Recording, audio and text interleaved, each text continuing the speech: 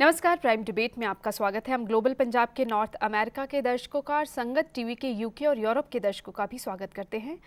तमाम स्कूलों की दीवारों पर पढ़े लिखे हर बच्ची बच्चा, हर घर का हो सपना सच्चा, सब पढ़ें सब बढ़ें जैसे नारे लिखे दिख जाते हैं। बाल शिक्षा जरूरी कर दी गई है, शिक्षा का अधिकार कानून लाया गया है, सर्व शिक्षा अभियान चलाए जा रहे हैं। इसके बावजूद शिक्षा का स्तर सुधर नहीं रहा। देश के 6 से 14 साल तक के सभी बच्चों को मुफ्त और अनिवार्य शिक्षा देने का वादा करने वाले शिक्षा का अधिकार कानून के लागू हुए 3 साल हो चुके हैं। इसके बावजूद नियमों का पूरी तरह से पालन नहीं हो रहा। शिक्षा में गुणवत्ता संबंधी चुनौतियां बनी हुई हैं। बड़ी वजह है शिक्षकों की कमी। आरटीई के तहत पहली से 5वीं कक्षा तक 30 विद्यार्थियों में एक शिक्षक का होना अनिवार्य है और 6ठी से 8वीं कक्षा तक ये अनुपात 35 विद्यार्थियों में एक शिक्षक होना चाहिए। लेकिन बात चाहे चंडीगढ़ की हो या हरियाणा की, इस अनुपात का पालन नहीं हो रहा। हरियाणा में प्राइमरी टीचर्स के 9,000 से ज्यादा पद खाली हैं और करीब 6,000 ट्रेन ग्रेजुएट टीचर्स की कमी है। इसलिए शिक्षक विद्यार्थी अनुपात नियमों के मुताबिक नहीं है। ऐसे में बड़ा सवाल ये है कि क्या आरटीई के तहत सिर्फ बच्चों का स्कूल में दाखिला ही काफी है? कि सिर्फ बच्चों को स्कूल तक ले आना ही काफ़ी है? यहाँ उन्हें गुणवत्तापरक शिक्षा मिल रही है या नहीं, इसके लिए कितनी कोशिशें हो रही हैं, यही जानने की कोशिश करेंगे आज के प्राइम डिबेट में हमारे मेहमानों से। हमारे साथ स्टूडियो में मौजूद हैं राजीव गोदारा, संपूर्ण क्रांति मंच के अध्यक्ष हैं, डॉक्टर लतिका शर्मा, शिक्षाविद हैं, पंजाब यूनिवर्सिटी में पढ़ाती हैं, और राजेश शर्मा, वरिष्ठ पत्रकार हैं, यूएनआई के लिए काम कर रही हैं। राजीव गोदारा जी, संपूर्ण क्रांति मंच के अध्यक्ष हैं आप। संपूर्ण क्रांति का नारा देते हैं। शिक्षा के बिना कैसी क्रांति? गुणवत्तापरक शिक्षा के बिना कैसी क्रांति? बहुत वाजिब सवाल पूछा आपने।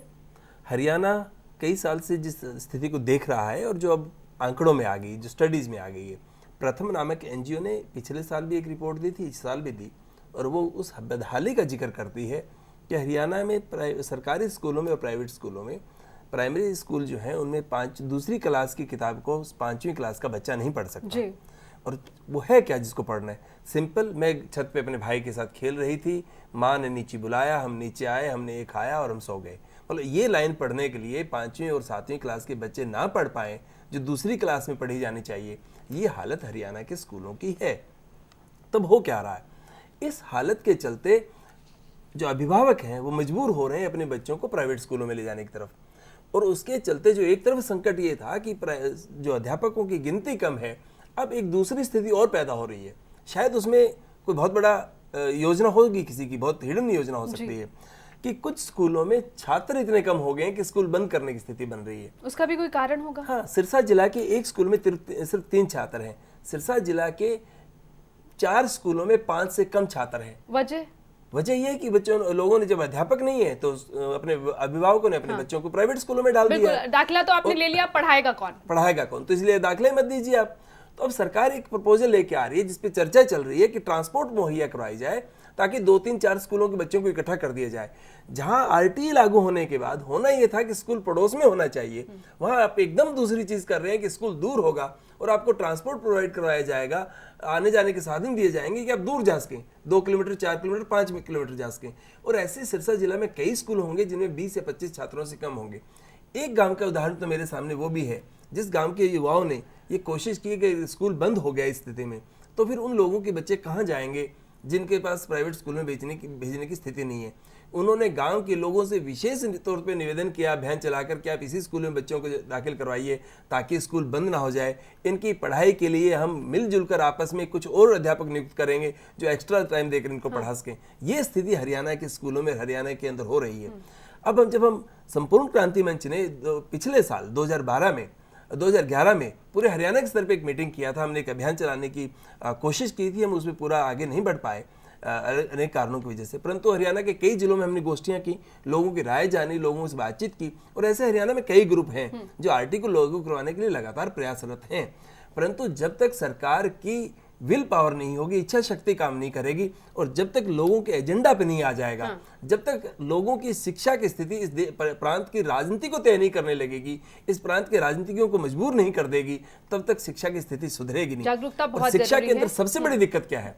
जो शिक्षा है वो असमानता को, गैर बराबरी को, ऊंच नीच को हाँ। पीढ़ी दर पीढ़ी आगे लेके तमाम जाती है। समस्याएं खत्म हो जाएंगी वो पीढ़ी जो दर पीढ़ी सुनने आगे में ले आती जाती हैं, जो जाति के साथ जुड़ी हुई समस्याएं सामने आती हैं। हरियाणा से बहुत सारे मामले सामने आते हैं, उन सब का एक तरह से जो हल है वो शिक्षा से मिल सकता है, अगर गुणवत्तापरक शिक्षा मिले तो।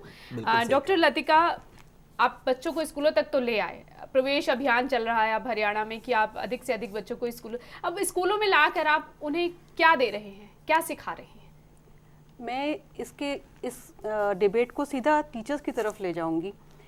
कुछ टीचर्स हैं जो सच में पढ़ाना चाहते हैं, उनकी कमर टूट जाती है जब वो ओवरक्राउडेड क्लासेस में जाते हैं। इस समय एक जो सिनेरियो है उसमें अर्बन स्कूल्स में शायद 15 बच्चे ही हैं और उनके साथ 30 टीचर्स होंगे स्कूल में, हर क्लास में।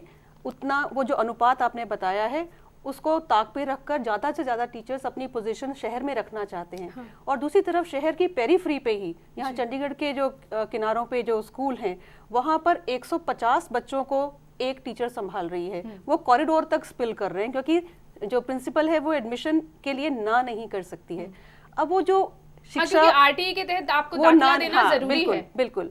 तो इस पर कैसे नजर रखी जाएगी कि आप दाखिला तो दे रहे हो, अब आपके पास शिक्षक तो है नहीं, शिक्षक है नहीं, इंफ्रास्ट्रक्चर है नहीं, तो वही वाली बात आ जाती है कि आप कुछ अनुपात तक तो स्कूल में एडमिशन अलाउ करें, फिर जो नेक्स्ट नेबरहुड स्कूल है वहां पर उनको भेजा जाए, रिकमेंड कर दे वहां जाए। और इसके लिए जो सरकारी तौर पे काम चल रहा है, उन्होंने CRCs को इसका जिम्मा दिया हुआ है।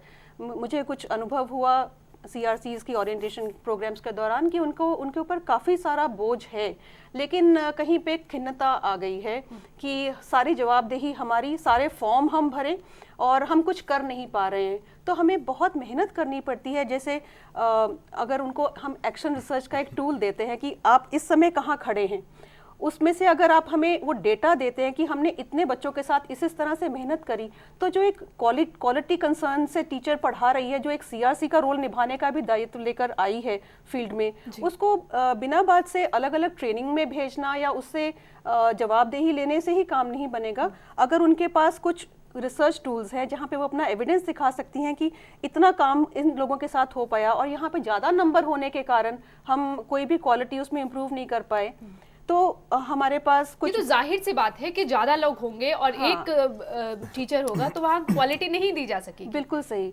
लेकिन ये जो टीचर्स और स्टूडेंट्स का रेशो है ये बहुत ही एक पेचीदा मामला है इस समय। जैसे कि मैंने चंडीगढ़ की पेरिफेरी के स्कूल्स की बात बताई, तो वहाँ पे माइग्रेटरी पॉपुलेशन है।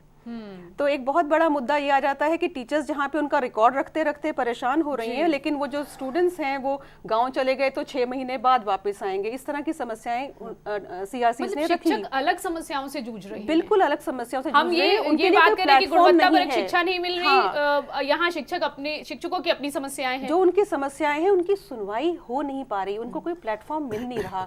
तो जो टीचर्स उनकी ओरिएंटेशन के लिए जाते हैं यूनिवर्सिटी से या सर्व शिक्षा अभियान से जो यूनिवर्सिटी के शिक्षक जुड़े हुए हैं, जब उन तक ये बात पहुंचती है तो भी हमारा जो भी काम है बहुत धीरे स्तर पे हो रहा है, क्योंकि उन लोगों को इस चीज के लिए तैयार करना कि वो अपनी बात किस तरह से कह पाएं, केवल खिन्नता से काम नहीं चलेगा। मतलब शिक्षक किस तरह से गुणवत्तापरक शिक्षा देगा अगर वो ही परेशान है। राजेश जी, आप काफी सालों से हरियाणा कवर कर रही हैं, आप किस स्थिति में देखती है हरियाणा में शिक्षा का स्तर? हरियाणा में जो अब जो आप देख रहे हैं कि पैम्पलेट्स में और बड़े बड़े विज्ञापनों में दिखाया जाता है कि हरियाणा बहुत आगे तरक्की कर रहा है, बहुत ज़्यादा ही हो रहा है, और राजनेता अपने बयान देते हैं,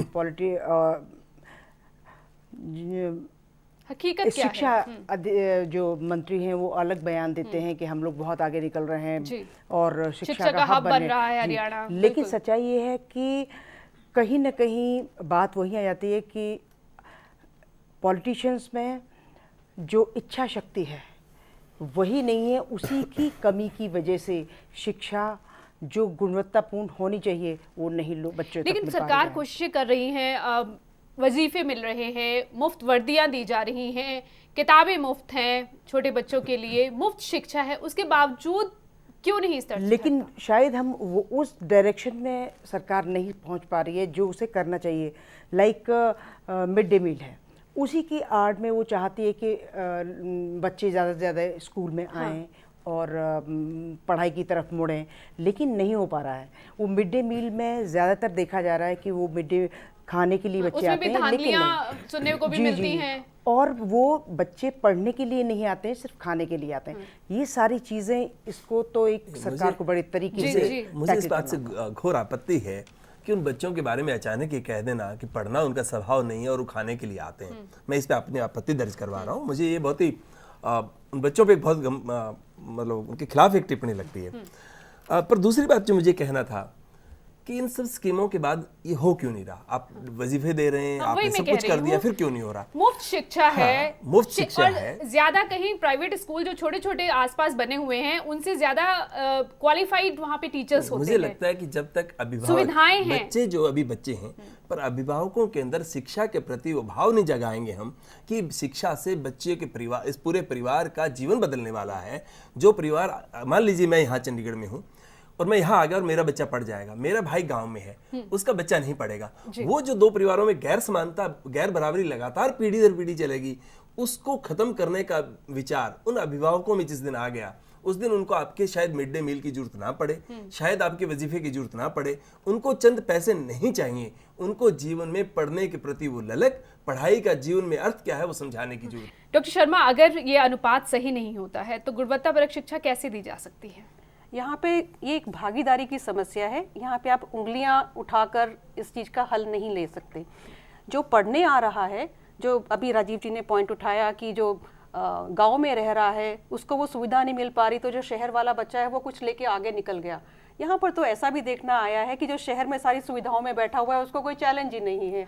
और जो गांव से एक इच्छा लेके आया है वो किसी भी तरह से हर साधन से पढ़ने की कोशिश करेगा और सच में ज्ञान अर्जित करने की कोशिश करेगा कि वो खड़ा हो सके अपने पैरों पे।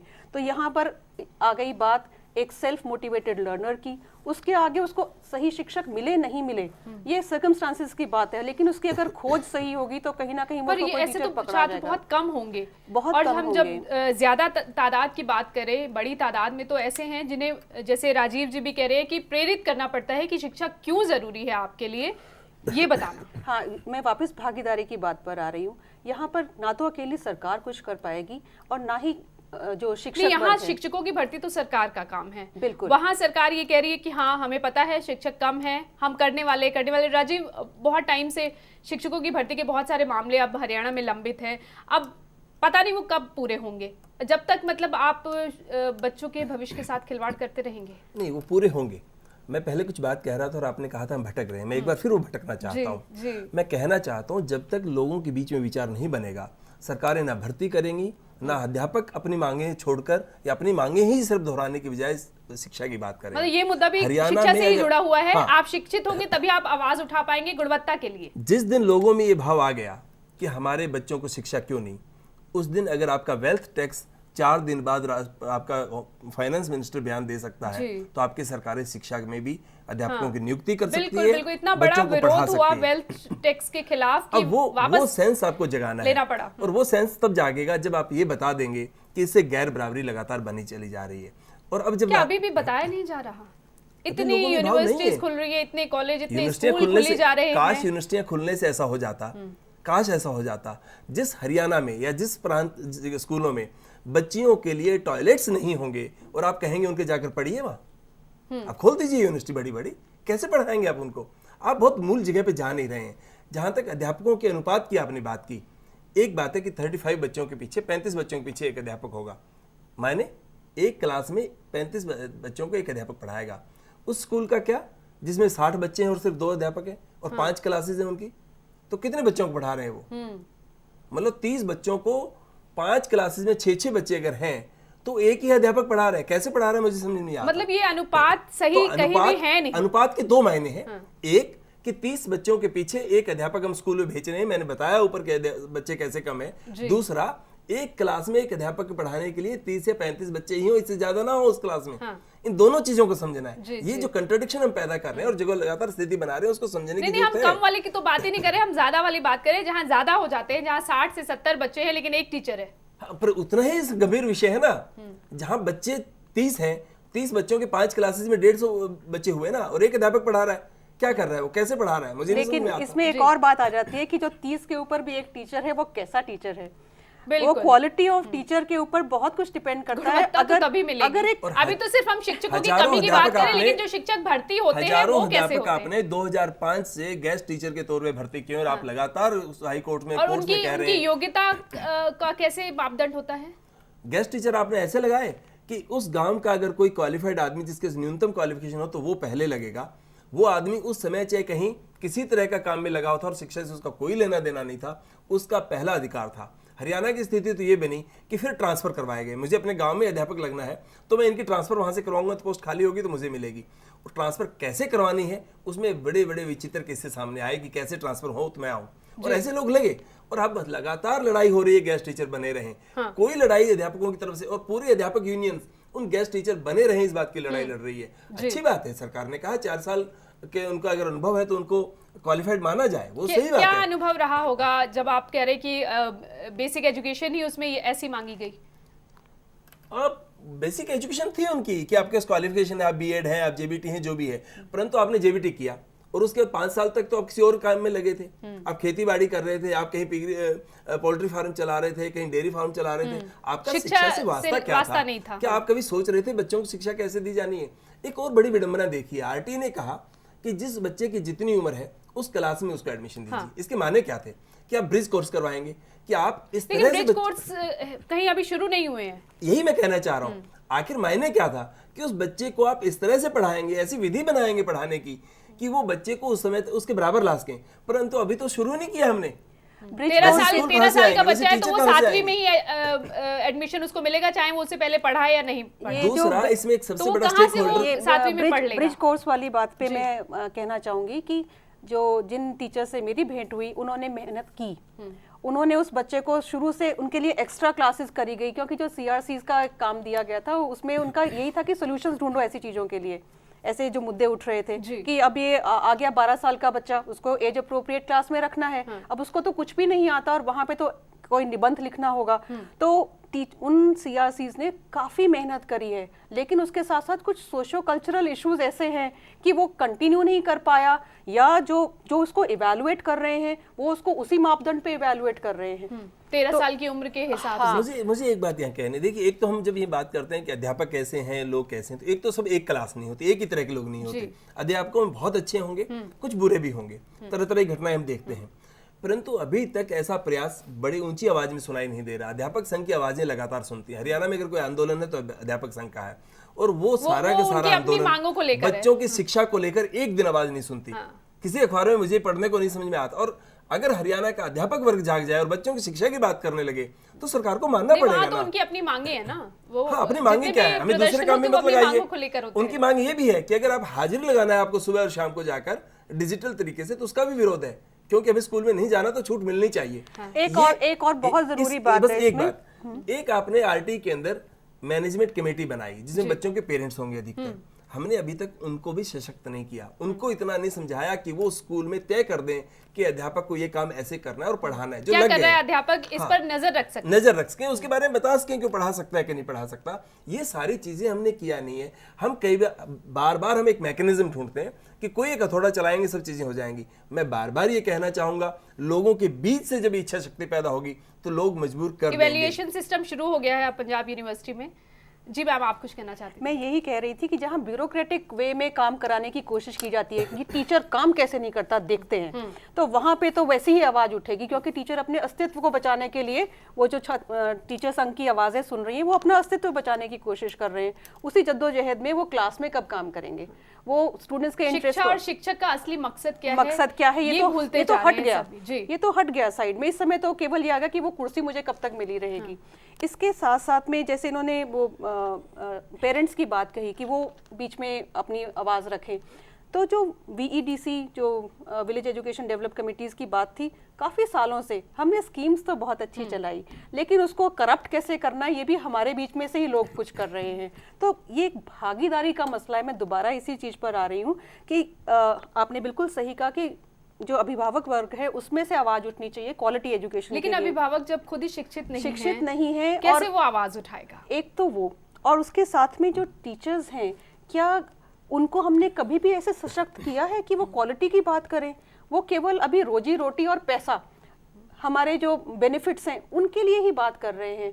तो ये बात आ गई सारी फिर से जो शिक्षक को हम तैयार कैसे करते हैं। अभी जो टीचर एजुकेशन, लेकिन जो राजेश जी मैं आपसे पूछना चाहूंगी, जैसे लतिका जी कह रही है कि शिक्षक को हम कैसे तैयार करते हैं, एक बच्चा जो गुणवत्तापरक शिक्षा की कमी से जूझ रहा है वही आगे जाकर कहीं ना कहीं पहुंचेगा, वो अगर वो शिक्षक बनता है तो वो कैसी शिक्षा फिर देगा?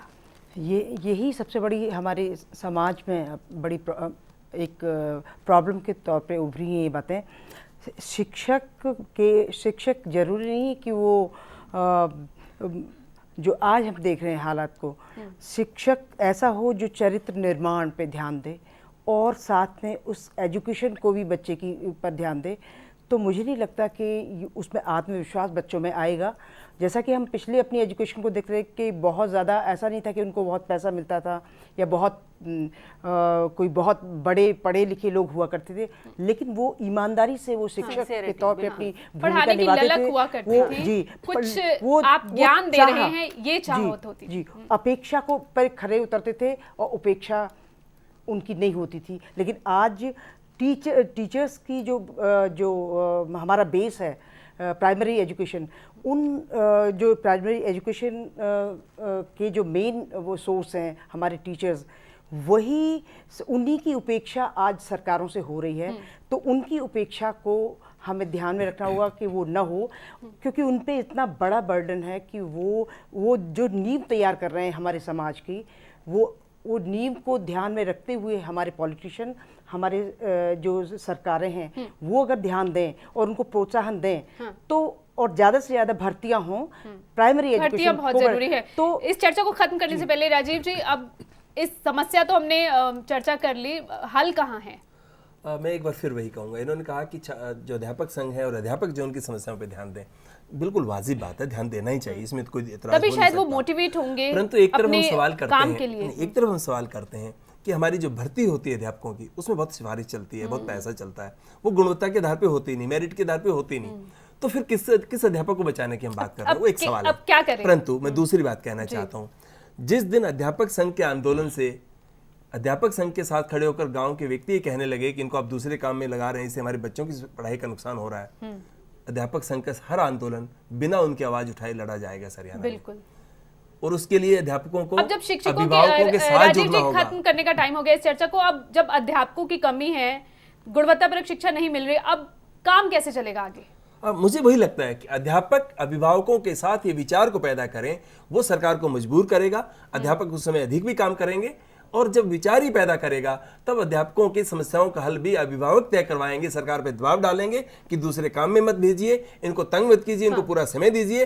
और वो एक जो अभिभावक और अध्यापक के बीच में जो होना चाहिए। और सबसे बड़ी समस्या हरियाणा में जो बहुत सारे जनसंगठनों का अभाव है, जो उस तरह की राजनीति नहीं है जनसंगठनों की, वो भी खड़ी अगर हो सके, तभी मुझे लगता है हरियाणा में एक नया माहौल बन सकता है। शिक्षा को राजनीतिक मुद्दे पे, एजेंडे पे लेके आना हरियाणा की पहली प्राथमिकता होनी चाहिए, जिसमें अध्यापकों और अध्यापक संघों को की भूमिका बहुत महत्वपूर्ण है, उसको इसमें आगे आना चाहिए। ऐसा मेरा एक निवेदन उनसे हो सकता है। इसी बात को मैं आगे बढ़ाऊंगी। मैं बिल्कुल सहमत हूँ इससे कि शिक्षकों को आवाज़ मिलनी चाहिए। इसके साथ ही अगर हम इन सर्विस ट्रेनिंग उनकी पे जोर देते हैं, जहाँ पे उनको और सशक्त बनाया जाए अपनी बात कहने के लिए, और एक जो सोशल कॉन्शियसनेस है, केवल सिलेबस खत्म करना ही नहीं, उनका जो जुड़ाव है कम्युनिटी से भी दिखना चाहिए उनके काम में। देश का भविष्य तैयार कर रहे हैं, अभिभावक भी जुड़ेंगे उनके साथ, क्योंकि उनको नजर आ रहा है कि अब देश का भविष्य तैयार करें, ये भावना होनी चाहिए। शुक्रिया आप सभी का इस चर्चा में शामिल होने के लिए।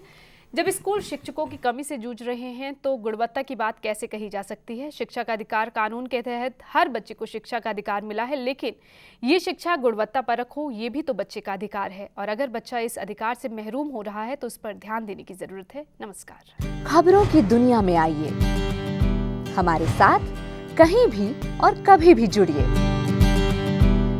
हम मिलेंगे फेसबुक पर, हम दिखेंगे यूट्यूब पर, हमें फॉलो कीजिए ट्विटर पर। खबरों के साथ बने रहिए रात दिन।